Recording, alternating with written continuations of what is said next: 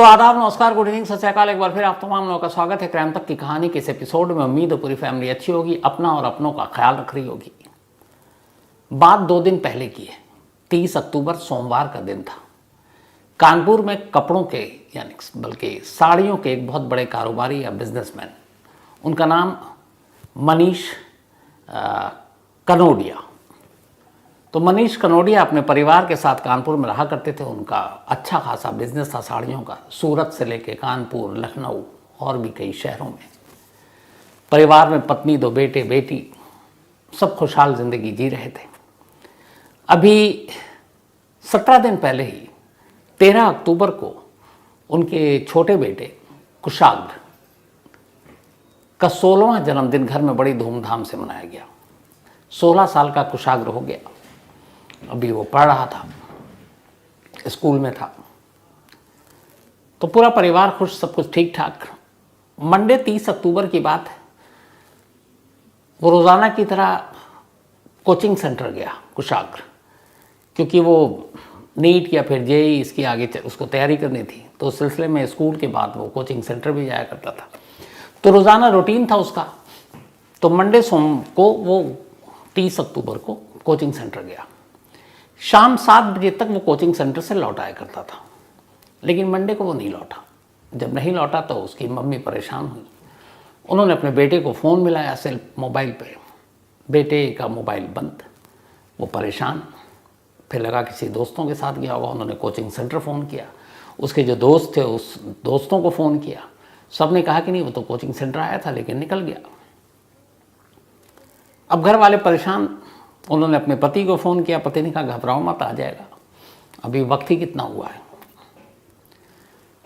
तो 7 बजे करीब आता था, 7:30 पौने 8 की ये बात है। इसके बाद अचानक 8:30 बजे,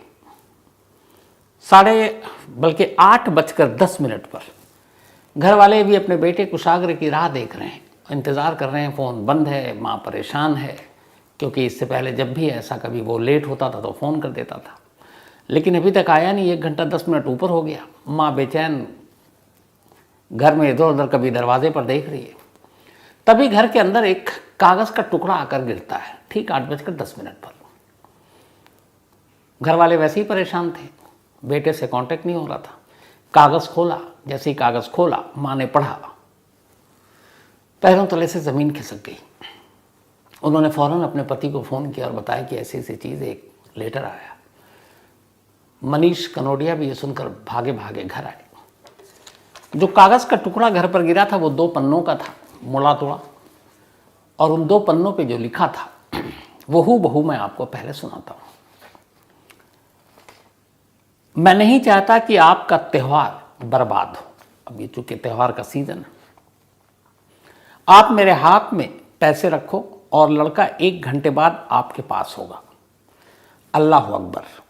इस लड़के की गाड़ी और मोबाइल दोनों आपके घर के पास होटल सिटी क्लब के सामने खड़ी है। मैं आपका नुकसान नहीं चाहता। आपसे बार बार बोल रहा हूं कि घबराओ नहीं, अल्लाह पर भरोसा रखो।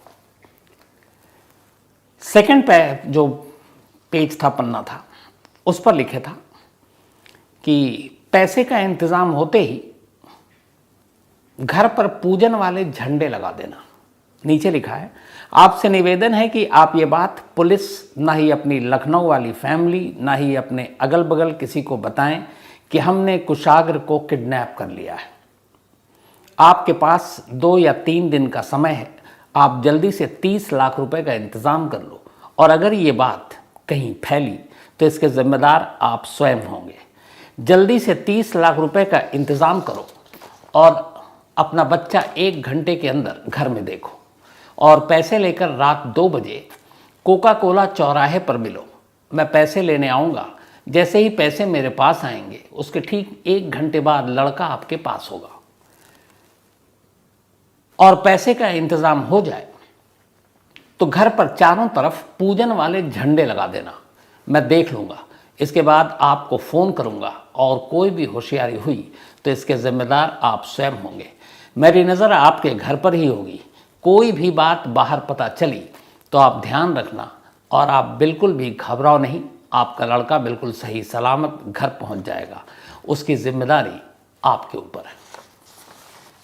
बस ये 2 पन्नों का लेटर। अब इस लेटर को पढ़ते ही यह साफ हो गया कि कुशागर घर क्यों नहीं लौटा है। किडनैप हो चुका था वो, और किडनैपर ने रैंसम का ये लेटर भेजा था घर पर। अब सवाल ये था कि घर पर ये लेटर आया और किसने फेंका, कहाँ फेंका।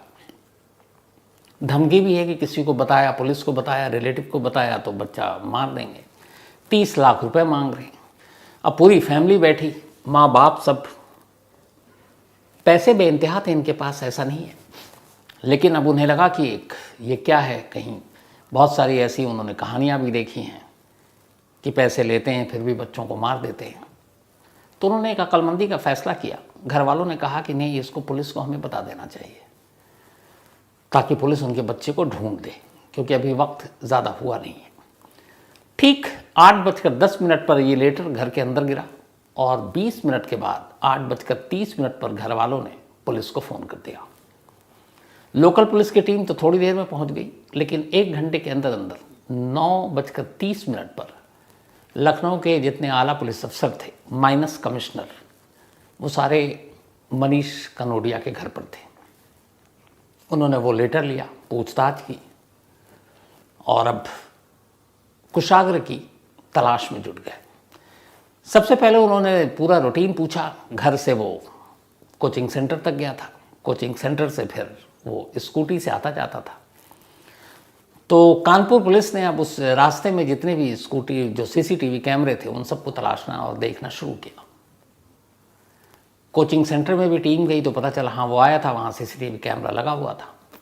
तो वहाँ उन्होंने देखा, ये भी दिखाई दिया कि वो अपने स्कूटी से बाहर निकल रहा है, और जो टाइम था उसके बाहर निकलने का था तब वक्त हुआ था 4:15, 4:15 पर कुशागर स्कूटी से बाहर निकलता है। और जब वो जिस सीसीटीवी कैमरे में दिख रहा है, तभी एक जगह वो स्कूटी रोकता है, एक शख्स उससे लिफ्ट मांगता है। एक दूसरा शख्स अब हेलमेट पहनकर स्कूटी पर बैठ जाता है कुशागर के पीछे। स्कूटी चल पड़ती है। अब उस रास्ते के सारे सीसीटीवी फुटेज को पुलिस ने खंगालना शुरू किया, क्योंकि उन्हें पता था कोचिंग से घर का रूट क्या है, कहाँ कहाँ कैमरे लगे हैं। लेकिन घर की तरफ वो नहीं आया। एक कैमरे ने देखा कि वो घर के दूसरे डायरेक्शन पे जा रहा है। अब वहाँ के कैमरे को खंगाला गया तो देखा गया, एक जगह कैमरे में कैद हुआ, 4:15 पे लिफ्ट दी, 4:33 4:33 शाम को एक कैमरा दिखाता है कि अब स्कूटी रुकी हुई है और कुशागर और जिसको उसने लिफ्ट दी थी वो आगे आगे चल रहा है, वो पीछे पीछे चल रहा है। वो वीडियो मैं आपको दिखाऊंगा। उसके बाद अब वो पीछे पीछे जाता है। एक और कैमरा कैद करता देखता है कि एक घर है। अब उस घर के अंदर वो लड़का जिसने लिफ्ट ली और कुशागर दोनों एंटर करते हैं। पुलिस ने अब आगे का कैमरा देखा तो देखा कि जब घर के अंदर एंटर किए उस वक्त 4:33 हो रहा था। यानी 4:15 पर लिफ्ट लेता है, 4:33 पर कुशागर एक घर के अंदर दाखिल होता है। और फिर अब उस घर के अंदर अभी कोई ना आ रहा है ना जा रहा है। लेकिन इसके बाद करीब 39 मिनट के बाद, 4:33 के बाद 39 मिनट बीत गया, 5:12 पर उसी घर से एक शख्स बाहर निकलता है। ये वही शख्स था जो स्कूटी के पीछे बैठा हुआ था। वो बाहर निकलता है, लेकिन अब घर के अंदर से कोई और बाहर नहीं आता ना जाता, कुशागर अंदर ही है। 6:50 पर एक कैमरे से फिर पता चलता है कि जो स्कूटी थी कुशागर जिस पर बैठा हुआ था, उसको एक शख्स जो सिटी क्लब है उसके बाहर पार्किंग में लगाकर निकल गया 6:50 पर। और इसके बाद 8:10 पर एक लेटर आकर गिरा। 8:30 पर पुलिस को इन्फॉर्म किया गया। 9:30 तक सारे पुलिस वाले मौके पर मौजूद थे। लेकिन घर के अंदर जाना और बाहर निकलना, वो जो 39 मिनट था, उस पर पुलिस ने गौर किया कि वो कुशागर अंदर गया और बाहर नहीं आया। तो अब ये सारे सीसीटीवी कैमरे जब मिल गए तो अब उस घर का भी पता था। पुलिस की एक टीम फौरन उस घर पे पहुंची। जब घर के अंदर गई तो बाहर से दरवाज़ा बंद था। पुलिस ने दरवाज़ा तोड़ा, अंदर दाखिल हुई। वो एक छोटा सा कमरा टाइप का था। अंदर जाते ही जो पुलिस ने मंजर देखा वो पुलिस के लिए भी बड़ा अजीब था। कुशागर के दोनों हाथ पैर बंद थे, रस्सी से बांधे हुए थे, गले में भी उसके रस्सी बुरी तरह से जकड़ा हुआ था और फर्श पर उसकी लाश पड़ी थी। पुलिस फौरन अब लाश को उठाती है, हॉस्पिटल भेज देती है। उसके बाद पता चला कि यह घर किसका है, तो एक नाम आता है, प्रभात शुक्ला। अब चूँकि आस पड़ोस के लोग बताते हैं, सारे वहाँ पे और भी लोग थे, तो प्रभात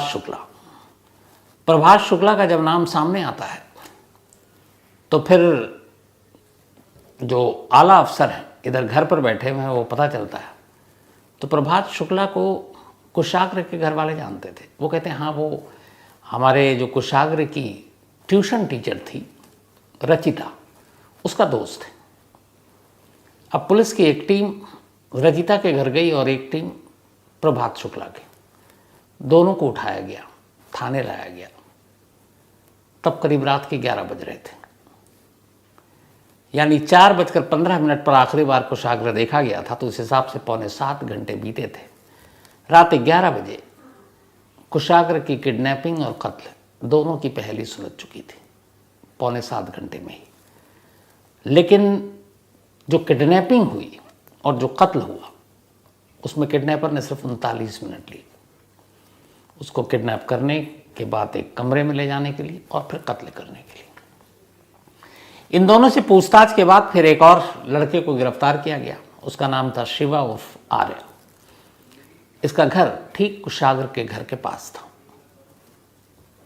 जो घर के अंदर लेटर फेंका गया था उसी शिवा ने फेंका था, क्योंकि उसी मोहल्ले में रहता था, उसे मालूम था, घर का कोना कोना से वाकिफ था कि कहाँ से उछाल कर फेंकूंगा तो कहाँ गिरेगा।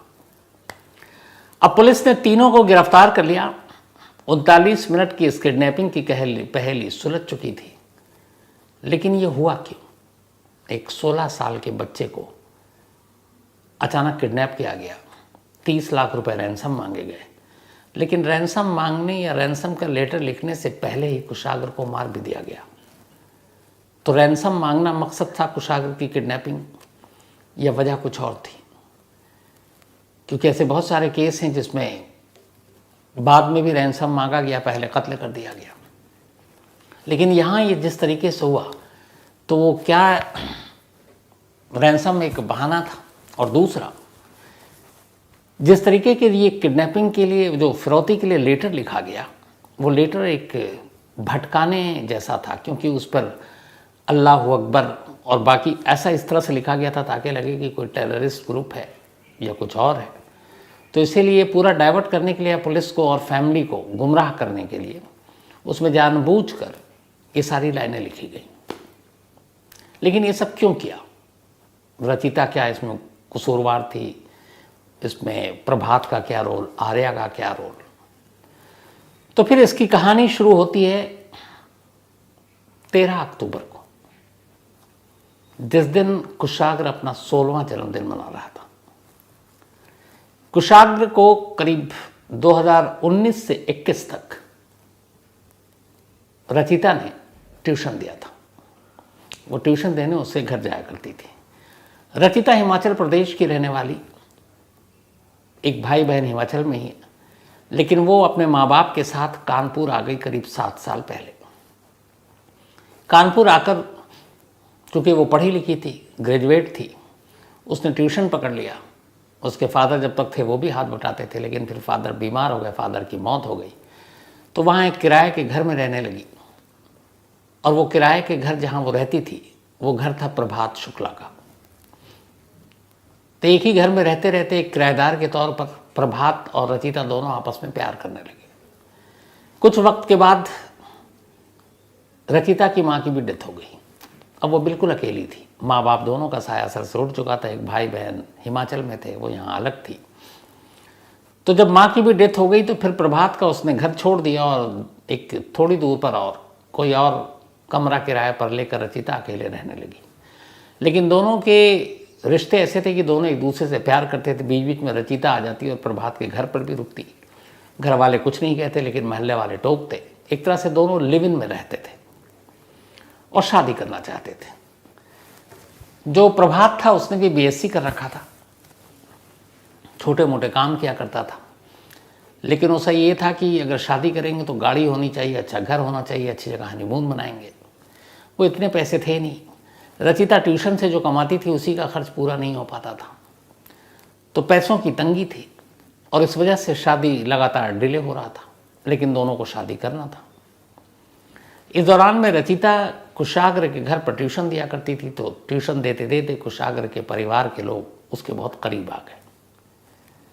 कुशाग्र के मम्मी, उनके पापा, उन्हें जब ये भी पता चला कि ये बच्ची अनाथ है, तो उन्होंने ये भी कहा था एक बार उससे कि तुम हमारी बेटी जैसी हो। कुशाग्र की माँ ने कहा, और ज़िंदगी में कभी भी तुम्हारी जब शादी होगी तो चिंता मत करो, कुशाग्र के पापा जो है वो तुम्हारा कन्यादान करेंगे और तुम्हारी शादी में अगर 20-30 लाख रुपया खर्च होगा तो हम देंगे। ये कुशाग्र की माँ ने बहुत पहले कहा था, क्योंकि वो एक फैमिली मेम्बर की तरह थी। इसीलिए जब 2021 के बाद ट्यूशन बंद हो गया, क्योंकि वो कोचिंग सेंटर ज्वाइन कर लिया था उसने, तो भी कई बार रचिता घर आया करती थी, आना जाना था, एक बेटी की जैसा मानते थे वो लोग। 13 अक्टूबर को कुशाग्र का बर्थडे था, तो घर वालों ने रचिता को भी बुलाया कि उनके बेटे की टीचर है।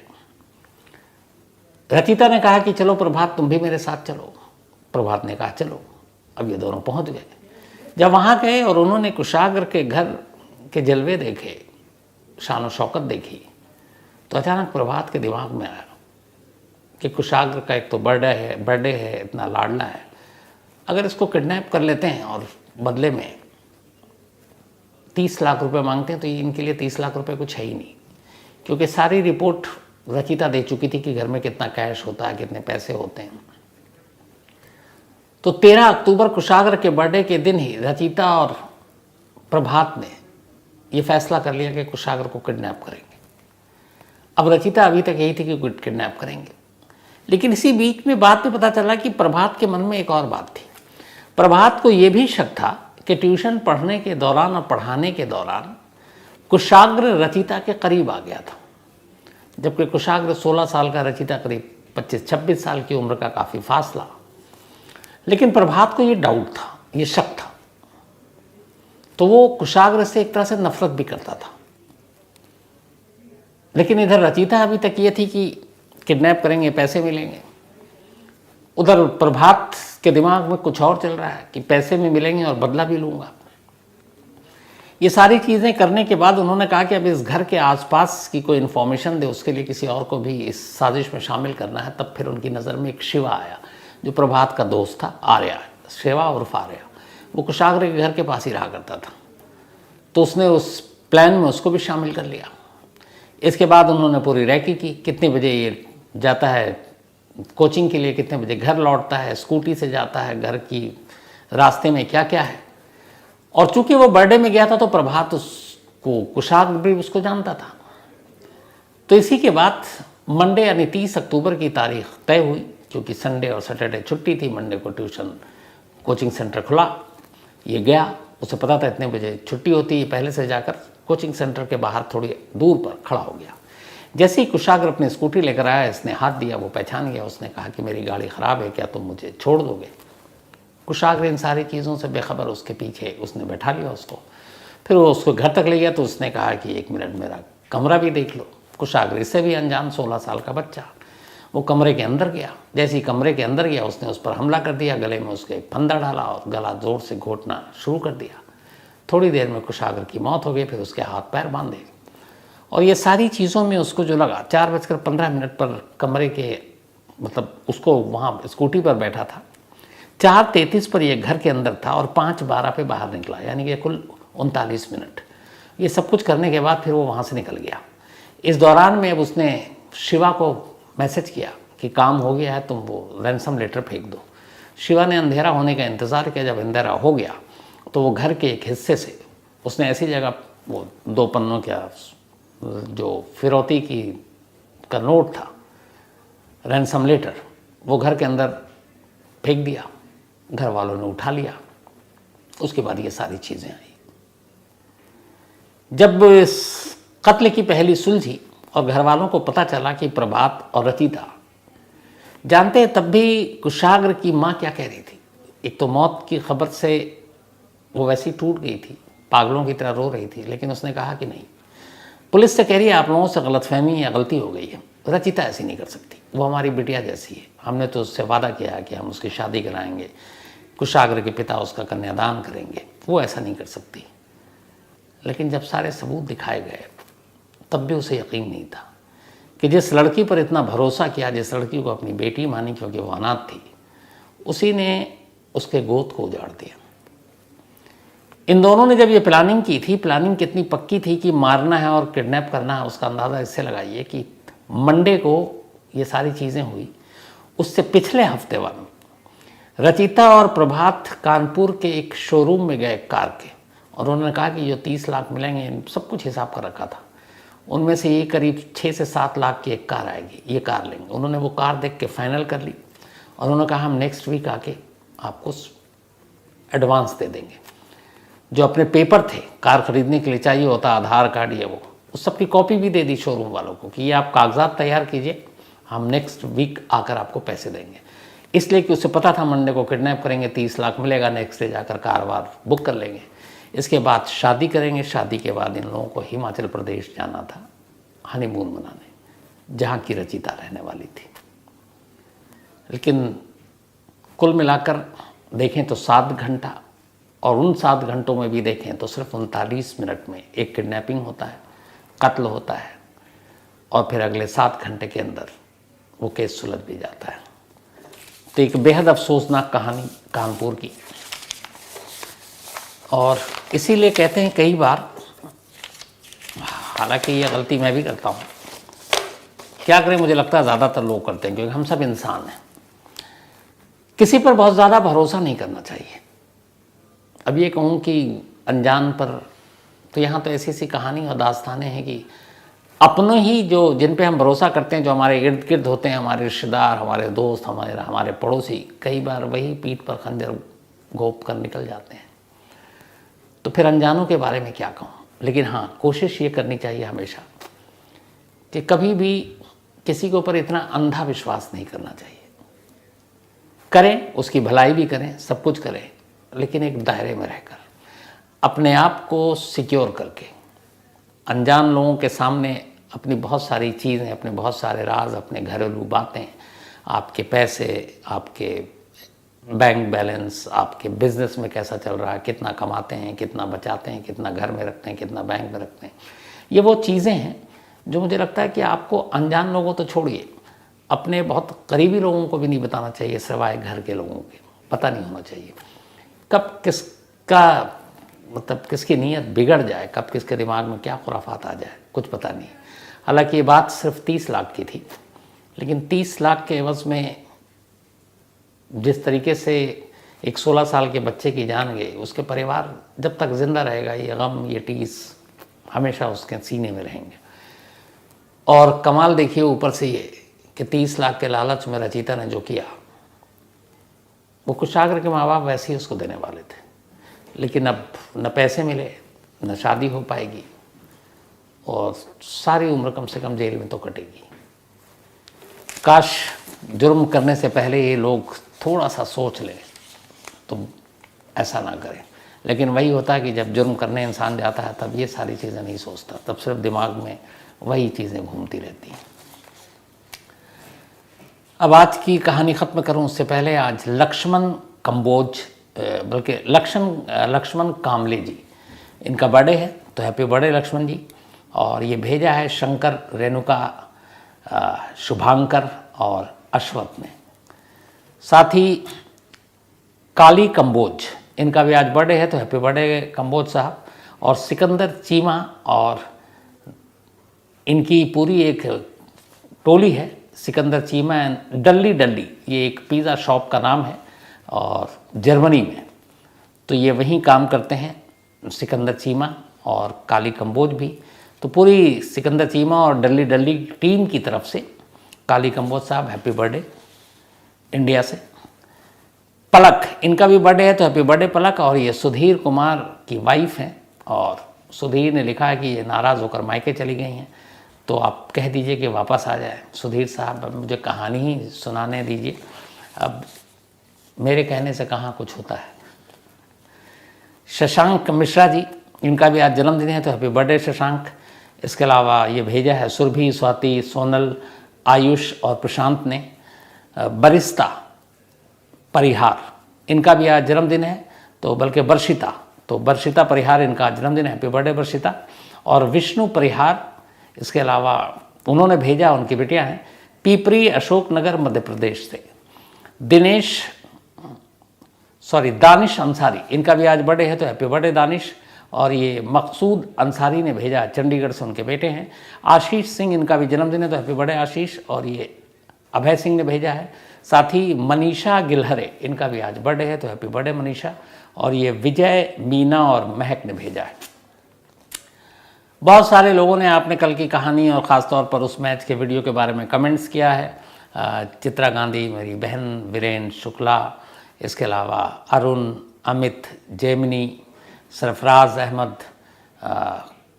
इसके अलावा कृष्णा, नीता, तो थैंक यू सो मच।